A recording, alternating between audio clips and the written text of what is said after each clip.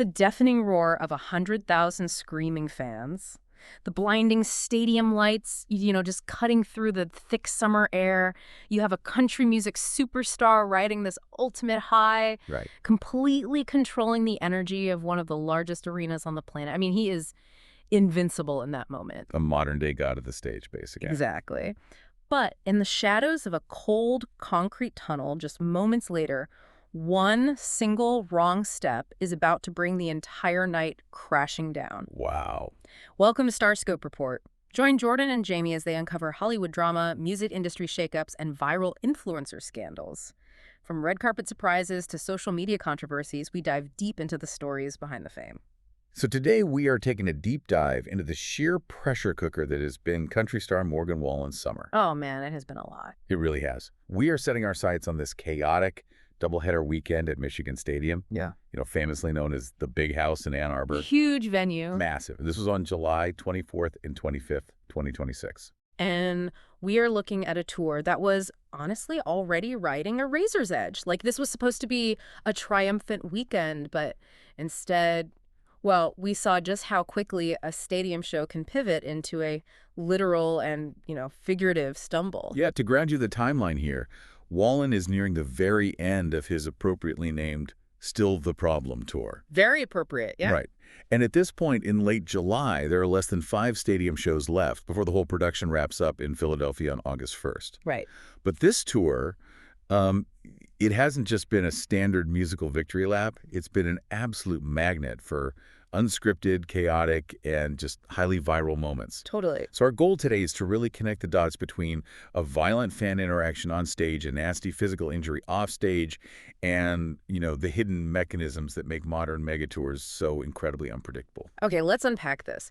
Because before we even get to the injury that sent the internet into an absolute panic, we have to look at the tense, adrenaline-spiking altercation that set the tone for the whole evening. Yeah, the phone incident. Right. A fan's phone turns a 100,000-person party into a tense standoff. So picture the environment of night one.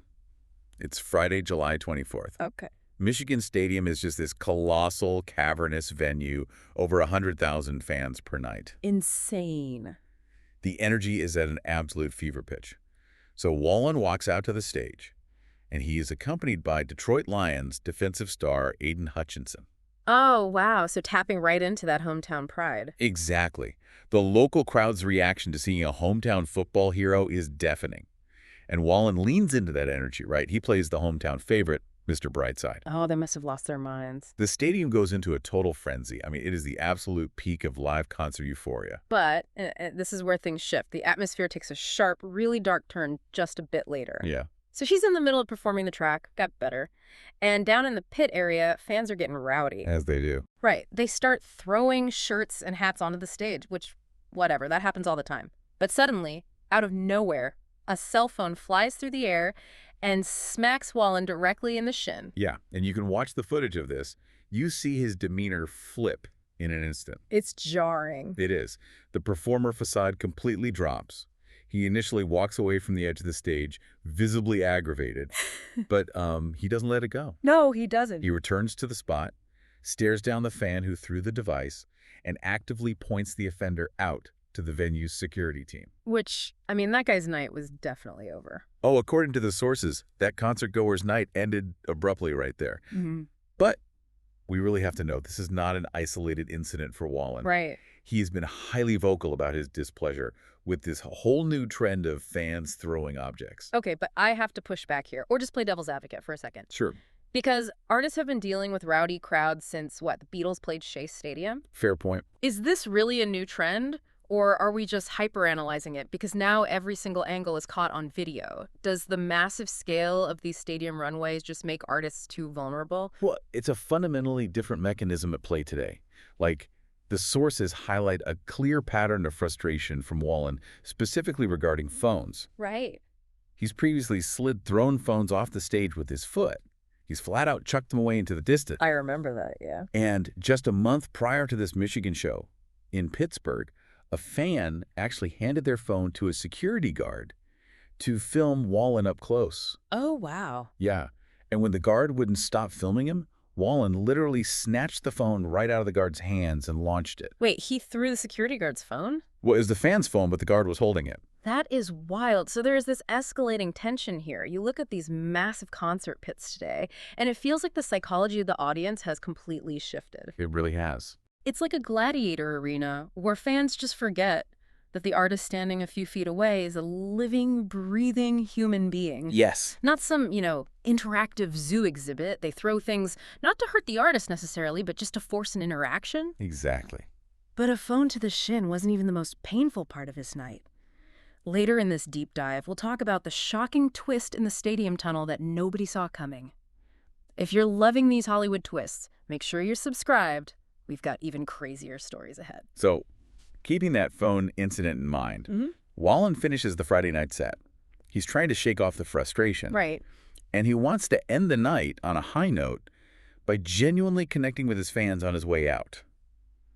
But that attempt at connection leads directly to a physical disaster. It's so tough to watch. Morgan Wallen collapses in the shadows of the Big House Tunnel. Here's where it gets really interesting because the scene is just so vivid.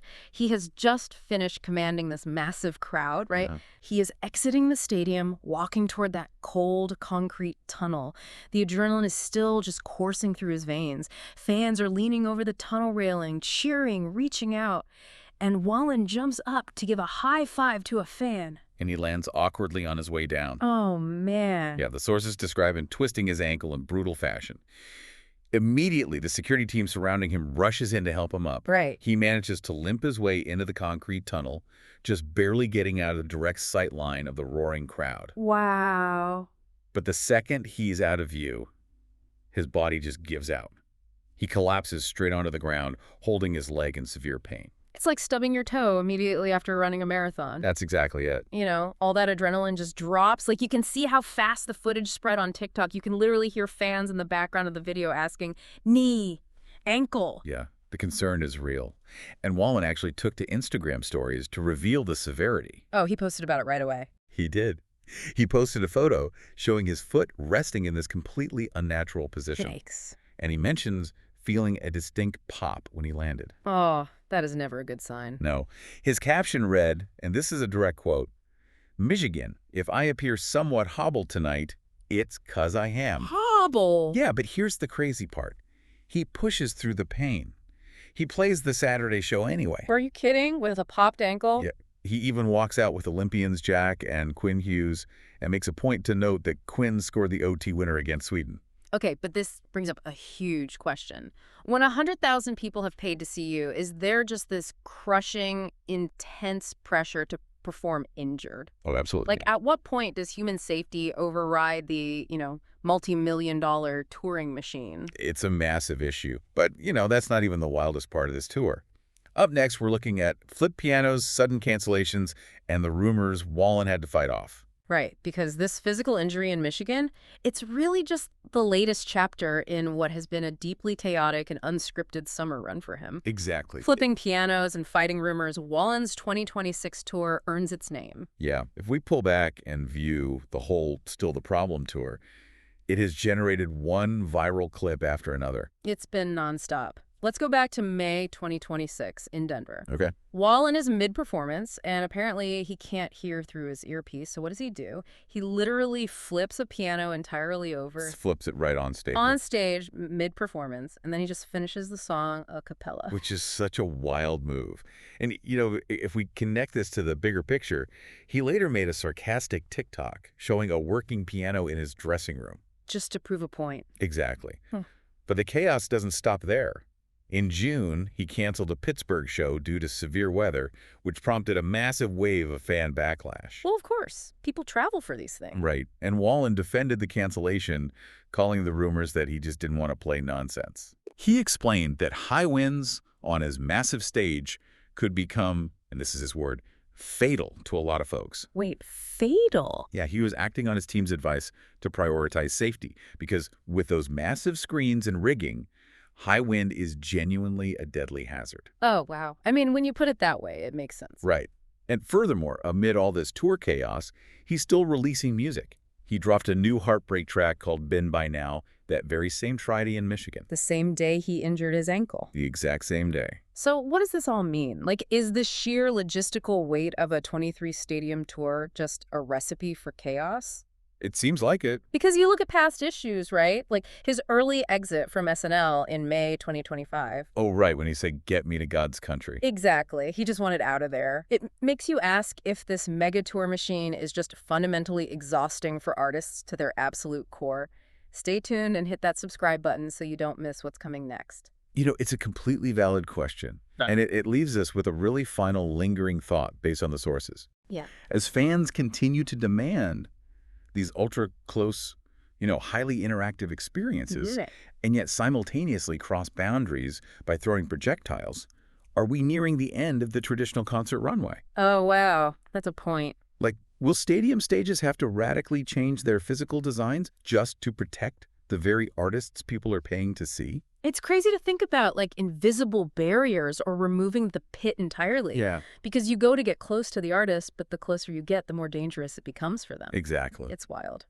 Well, you've been listening to Starscope Report, where Jordan and Jamie uncover the stories shaping Hollywood, music, and pop culture. Thanks for tuning in, and don't forget to subscribe for more stories that keep the stars shining.